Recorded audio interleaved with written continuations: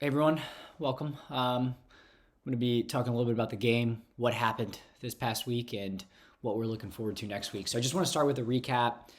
First off, boys put in a great performance. We ended up getting 3 points, which is what we need. We are in a race for staying competitive and winning the league. Now we don't control our own destiny, but if we lose, it's definitely over. So we got to win out. We got to win big, and that's what the boys did this week. So for those that weren't able to make it, there was an accident on whatever that road is. I don't know, whatever the exit is. Lakeshore ended up backed up. So a lot of guys were running late, especially from their team, which I think they'd have been running late anyway, just based on when they showed up. So they barely were fielding enough guys and started the game with 9 men. We were able to take advantage of the fact that they had low guys initially, and we're able to get a couple goals. Now, wish we would have put more on them. There's a couple misses that were in there, which we'll talk a little bit about. But overall, solid performance. Liked what I saw from the boys. Definitely having a couple key guys back really helped. Charlie there in the midfield calmed us down, adds a new sense of calm as well as urgency moving forward, which love to see him. So shout out to him and the baby. Also, great having Mike in there too. He hasn't been out for a little while and came and literally ended up on the score sheet and had a couple of key assists as well. So big shout out to those guys for coming in after some time off and making a big difference in the game. So game started off first 5 minutes. We were dominating. We were able to possess the ball with them not having too many guys. They were trying to pack it in, and we were still able to break them down. And first goal came off of Dan the Man Taylor. He could only be there for 15 minutes, and that's all he needed. He really only needed 5. Got a goal in the first 5, and then dipped out, said, "See you later, boys." Just ball played right across to him across the box, and he was able just to tap it in, make it look easy, and get us on the score sheet there. And then probably another 5 minutes later, similar situation, another ball back across to Hanny. Same thing, cools the cucumber, puts it in. We're up 2-0. So great way to start the game. All their players showed up, and the game changed a little bit. They were flopping around, screaming. Honestly, I've never heard as much kicking and screaming as I have from this team. I mean, I don't know. It must have been PTSD for our fathers and Charlie coming out here. He thought he was going to be escaping the yelling and screaming and ended up with more of it than he anticipated. So, we knew this with these guys. They rolled around on the floor if you breathed on them, and they yelled like you'd shot them in the face. So, it is what it is, but we managed to move through that. One of our latecomers who was late to the game, doesn't know how traffic works. Zach came in and had a great finish on his goal. I believe that was Mike that played that ball. So a little just 1-2. Zach gets in behind and then does what he does and pings it off the back post, and keeper can't do anything about it. So into the first half, there was a suspicious penalty call. It was a lot of conferring with the linesmen. Hussein was back there. He was absolutely knocking it down in goal, doing a great job coming off his line consistently as they were playing a lot of balls over the top. Back line was solid back there, and then with Hussein back there, there was no getting through. Unfortunately, somehow linesman misses a handball and an offside call and decides to give a penalty. Very, very soft. Hussein managed to guess the right way, but unfortunately, they was able to push it by. So first half ended 3-1. We, all intents and purposes, we were in a great spot. So felt good. They were playing a little bit better, and definitely, they ended up with starting with 9 guys and then having, I think, like 10 subs by the end of the game. So at some point, people just kept trickling in. Started the second half. And actually, I think that's where we heard Charlie's quote saying, I thought I was escaping the kicking and screaming at home, and instead there's more of it here because this team just rolled around.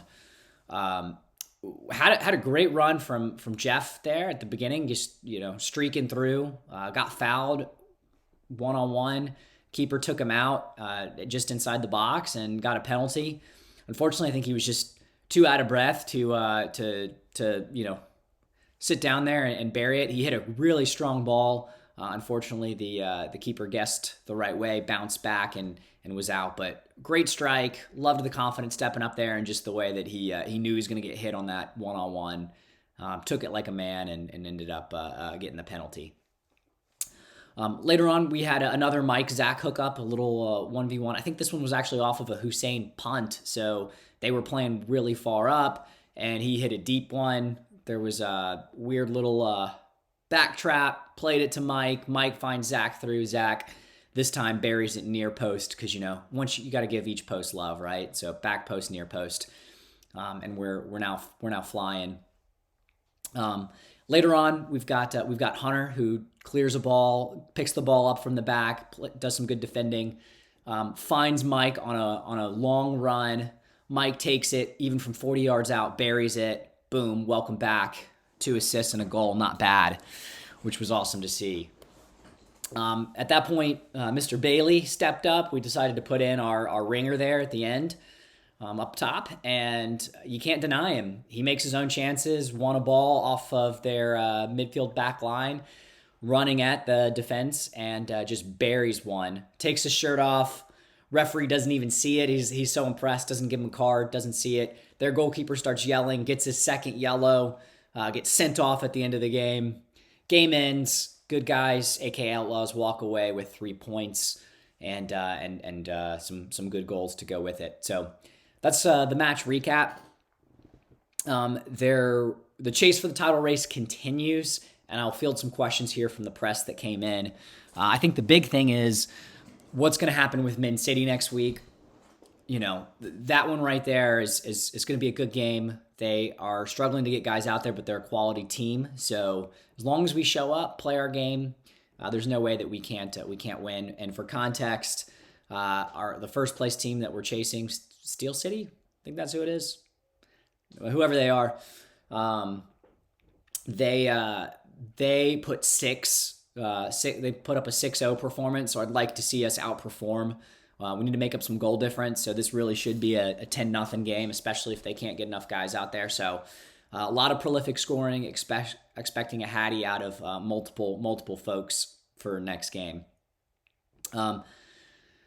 Race for the Golden Boot is tight, so if you've looked at the scoring sheet, it's up there. There's a lot of guys in contention to take home the title. So I think the next couple weeks will be really important to see who pulls away and make sure that we continue to get the wins that we need to put ourselves in a position to win the league.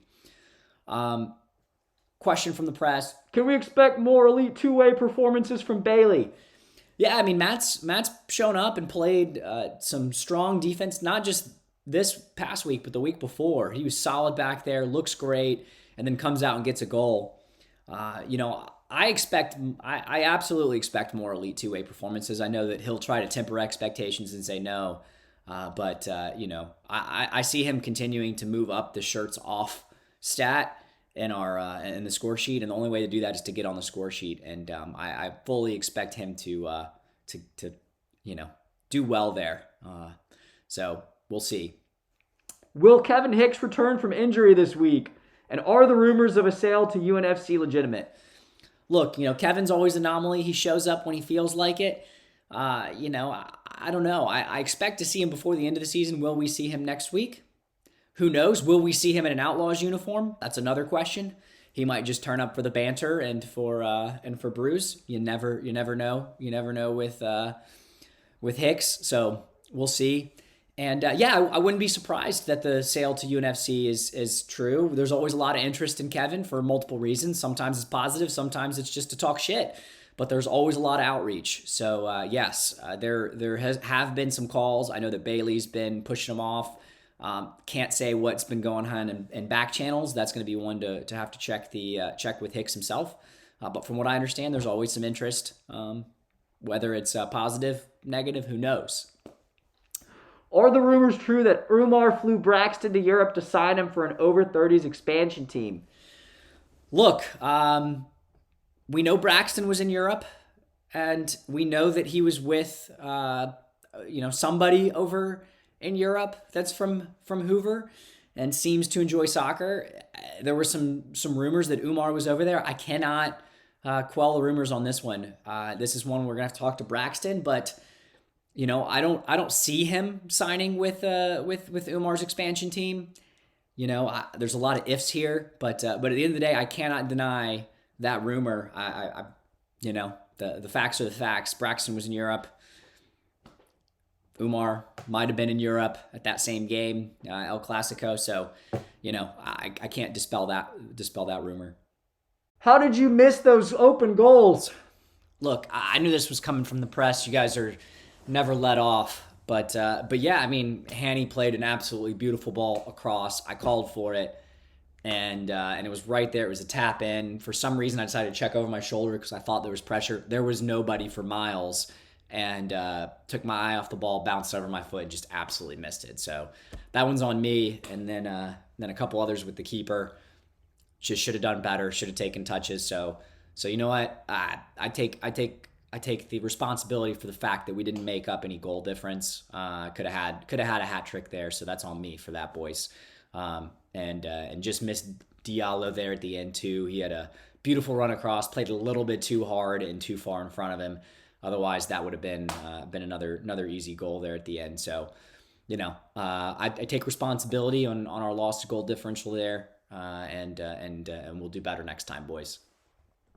Cress had light questions this week, but ultimately, end of the day, Men City, big game, big performance.